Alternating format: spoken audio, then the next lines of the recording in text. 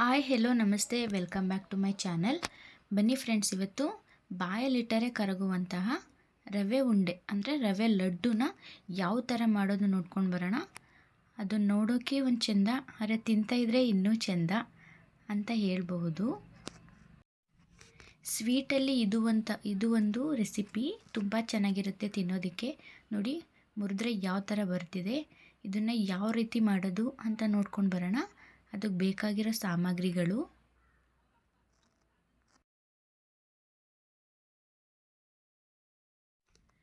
ನಾನಿಲ್ಲಿ ದೊಡ್ಡದಾದಂತಹ 2 ಕೊಬ್ಬರಿನ ನೈಸಾಗಿ ತುರಿದಿಟ್ಕೊಂಡಿದ್ದೀನಿ. ಮತ್ತು ಅರ್ಧ KGಯಷ್ಟು ತುಪ್ಪ ತಗೊಂಡಿದ್ದೀನಿ. ಸೂಜಿ ರವೆ ಅಂತ ಏನು ಬರುತ್ತೆ, ಸಣ್ಣ ರವೆ, ಅದನ್ನು ಅರ್ಧ KG ತಗೊಂಡಿದ್ದೀನಿ. ಮತ್ತು ಗೋಡಂಬಿ, ದ್ರಾಕ್ಷಿ, ಹಾಗೆ ಏಲಕ್ಕಿ ಪೌಡರ್ 1 ಸ್ಪೂನಷ್ಟು, ಮತ್ತು ಕಾಯಿಸಿ ಆರಿಸಿರುವಂಥ ಹಾಲು, ಅರ್ಧ KGಯಷ್ಟು ಸಕ್ಕರೆನ ತೆಗೆದುಕೊಂಡು ಇಟ್ಕೊಂಡಿದ್ದೀನಿ ಇಲ್ಲಿ. ಬನ್ನಿ ಇವಾಗ ಯಾವ ರೀತಿ ಮಾಡೋದು ರವೆ ಉಂಡೆ ನೋಡ್ಕೊಂಡು ಬರೋಣ.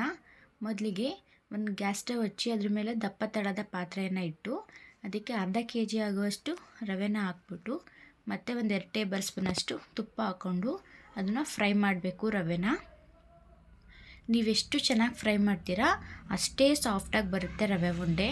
ಅದು ಕಲರ್ ಚೇಂಜ್ ಆಗಿ ಘಮ ಬರೋ ತನಕನೂ ಫ್ರೈ ಮಾಡ್ಕೋಬೇಕು ರವೆಯನ್ನು.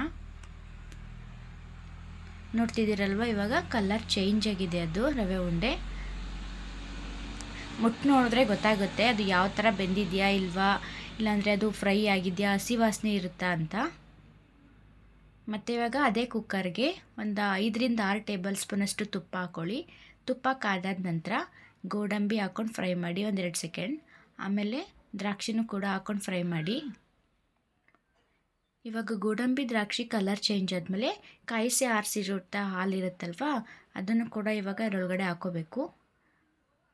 ಹಾಲು ಹಾಕಿದ ತಕ್ಷಣವೇ ಹುರಿದಿಟ್ಕೊಂಡಿರುವಂತಹ ರವೆನೂ ಕೂಡ ಅದರೊಳಗಡೆ ಹಾಕ್ಬಿಟ್ಟು ಮಿಕ್ಸ್ ಮಾಡಬೇಕು, ಗಂಟಿಲ್ದಿರೋ ಹಾಗೆ. ಮತ್ತು ಈಗ ಕೊಬ್ಬರಿನೂ ಹಾಕ್ಕೊಳ್ಳಿ ಮತ್ತು ಸಕ್ಕರೆನೂ ಕೂಡ ಹಾಕ್ಕೋಬೇಕು. ಇವಾಗ ಚೆನ್ನಾಗಿ ಕೈ ಬಿಡ್ದೇ ಮಿಕ್ಸ್ ಮಾಡಬೇಕು, ಯಾಕಂದರೆ ರವೆ ಗಂಟಾಗೋ ಸಾಧ್ಯತೆ ಇರುತ್ತೆ. ಅದಕ್ಕೋಸ್ಕರ ಇಲ್ಲಿ ನಮಗೆ ಪಾತ್ರೆ ಸ್ವಲ್ಪ ಚಿಕ್ಕದನ್ನಿಸ್ತು, ಅದಕ್ಕೆ ದೊಡ್ಡ ಪಾತ್ರೆಗೆ ಶಿಫ್ಟ್ ಮಾಡ್ಕೋತಾ ಇದ್ದೀವಿ. ನೀವು ಮಾಡಬೇಕಾದ್ರೇ ದೊಡ್ಡ ಪಾತ್ರೆಯಲ್ಲಿ ಮಾಡ್ಕೊಳ್ಳಿ. ಕೈ ಬಿಡ್ದಂಗೆ ಮಿಕ್ಸ್ ಮಾಡ್ತಾನೆ ಇರಬೇಕು. ಅದು ಹಾಲು, ಸಕ್ಕರೆ, ಕೊಬ್ಬರಿ ಎಲ್ಲ ಒಂದಾಗೋ ರೀತಿ ನೋಡಿ, ಅಲ್ಲಿ ತೋರಿಸ್ತಿದ್ದಾರಲ್ಲ ಆ ಥರ. ಇವಾಗ ಫೈನಲಾಗಿ ಇದು ರೆಡಿಯಾಗಿದೆ. ಲಾಸ್ಟಲ್ಲಿ 1 ಸ್ಪೂನಷ್ಟು ಏಲಕ್ಕಿ ಪೌಡರ್ ಹಾಕ್ಕೊಂಡು ಚೆನ್ನಾಗಿ ಮಿಕ್ಸ್ ಮಾಡ್ಕೊಳ್ಳೋಣ.